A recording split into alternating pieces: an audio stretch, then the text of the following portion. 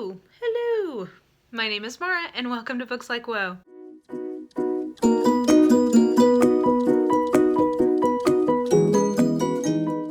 So we're doing a quick what am I reading right now because my battery is dying and I need to get to Trader Joe's before noon, because if you do not get there before noon, it becomes a Thunderdome. There are bougie hipsters, which I know I'm probably one too, but like there are bougie hipsters who are willing to like cut a bitch to get the, latest thing of chicken salad, whatever.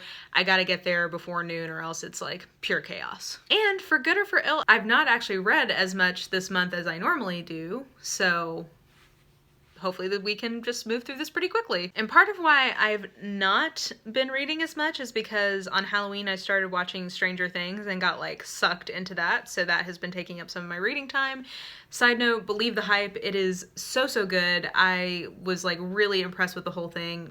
I think it was super good. So recommendation, watch Stranger Things if you have access to it. So let's start with like the biggest disappointment so far this month, and that is When Dimple Met Rishi.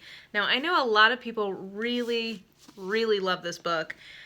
I think what we're coming up against here is the fact that I am a seasoned, at this point, normal romance reader, or like adult romance reader. And I think that YA contemporary romance in general doesn't work that great unless it is in the context of like some other type of genre device. Like there's someone in the house. I think that the romance in there works really well because that is not like the only focus of the story. I just don't think that this is that great. I didn't love the tone of it, and I think what I struggle with YA contemporary romance is that I have no reason to think that these are going to be forever. Like, at the end of a romance, I want to believe that that couple has, like, found the one and that this is who they're going to be with from now on. And it's just very hard to really feel that way about a couple of teenagers. And I know that in this situation, the circumstances are slightly different where you could basically think that this is going to last forever. But this was actually a DNF for me. I just couldn't get through it. I wasn't into the writing. I just wasn't buying any of it, and I feel really sad because like I really wanted to like this, and I know a lot of people really love this. So I'm not saying don't try it, because I know a lot of people do enjoy it. I just wasn't one of them, and that's okay. Now, a YA that I did really enjoy, now I finished Bad Blood last month, but the latest novella in this Natural series came out a couple of days ago. I read it the day it came out, and it was really good. I think it did the novella thing really well, because the biggest pitfall you can fall into when you're doing a novella is that you either put too much plot in and you're like, bitch, like you need more pages to resolve this. What is going on? Or they don't put enough plot in and you're just like, why? This was just sort of like an anecdote or like a day in the life type thing. And that's just not that satisfying. So I thought Jennifer Lynn Barnes did a really good job of picking an appropriate story that could be resolved within the length of a novella. I really liked that we're seeing the characters who we last saw at basically 18 now at 23, where some of them are going through the FBI Academy, and the relationships have evolved. I do like that Cassie is still with the person that she gets with, because I think that they make complete sense as a couple, and given what they've been through, like there's not that many people that they could be in a romantic relationship with, so it makes sense that like that's one that is made to last. I really enjoyed it. I think I gave it a 4 out of 5 on Goodreads, or a 5 out of 7 in my scale, and I think it was a great novella, a great addition to the series, but it makes me want more, and I don't know that there's a plan to have more. So like, whoever's in charge of these things, I want more of them. Like, I have been so in the mood for that, and give me more. Give me more, like Britney Spears. What else have I been reading? I read Seduction and Death by J.D. Robb. That was the next entry in the series. Wasn't one of the best ones, but the Peabody-McNabb relationship moved a step forward, and I find that whole dynamic very enjoyable. Even when, like in this case, I didn't think the mystery stuff was that compelling for this particular one. I gave it a 3 out of 5 on Goodreads, or a 4 out of 7 for my scale. I didn't think that piece was particularly successful, and given that it is a mystery, that's not great.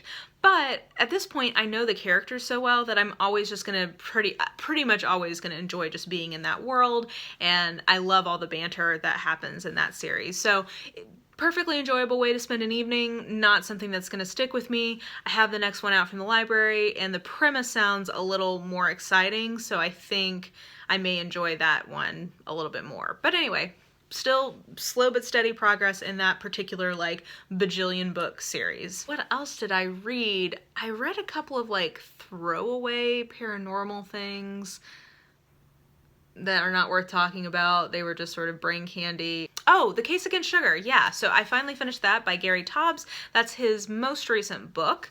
And I got it as an audiobook because I decided to try Audible again. So I got that for free and then remembered why Audible doesn't make a lot of sense for me, so I bought what I wanted and like I'm gonna cancel my subscription. But anyway, Case Against Sugar I thought was really good. I actually think Why We Get Fat is better, but The Case Against Sugar was a very good like history of how sugar came to be such a huge part of Western economies and Western diets.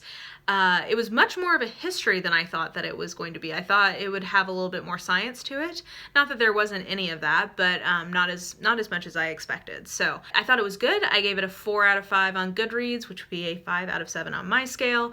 Like I said, I think Why We Get Fat is better, and that is the one that I would absolutely recommend from him, and do now frequently recommend to people because since I cut out sugar from my diet, oh my gosh, I feel like a new person. Like, I should have, like, once I've done this for 6 months or something, I should have, like, a debrief with you guys about, like, why this has been so awesome. But anyway, so I read that. That was the other kind of big thing I've read so far this month. In terms of what I'm going to read next, I think in the course of even just filming this, I've realized that because I watched Stranger Things and because I binged through the Natural series, like, I want more of both of those things, but I don't know that I have a lot of room, aside from like what I'm doing with Project Poirot, for mystery right now, because like that is the spooky or mysterious stuff that I want.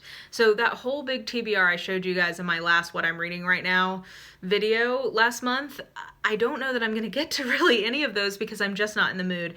And I'm somebody who doesn't like to make a very specific TBR in general because I don't usually follow it. I'm very much a mood reader, and I find that I get the most enjoyment when I don't try to like restrict myself too much. So I think that I'm probably going to move on from that plan, that initial plan. Now, I may read a couple of things because I do want to get through a few of them. But do you know what I'm really in the mood to read right now?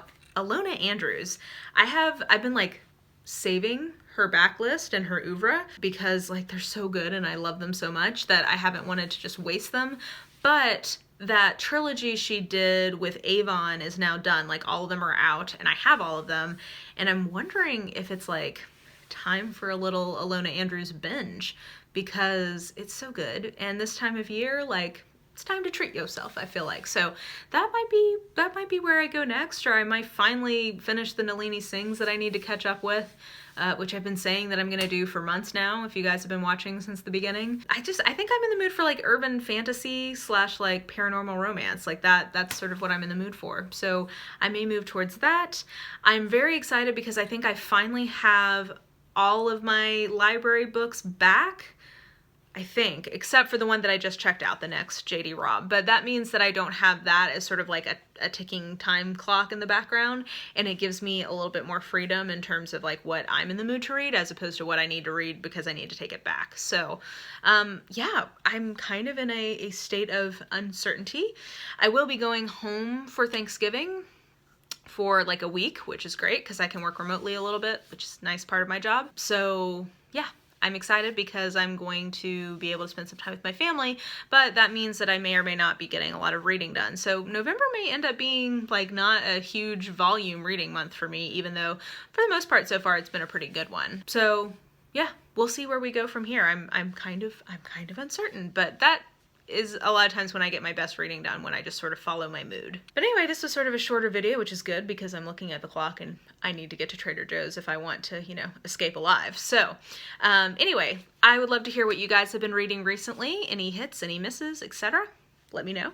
If you enjoyed this video, please like, subscribe, follow me on the social medias if you are so inclined. I have all of that information listed in the description box below. And I think that does it. I hope you're having a wonderful day, and I will just talk to you soon. Bye!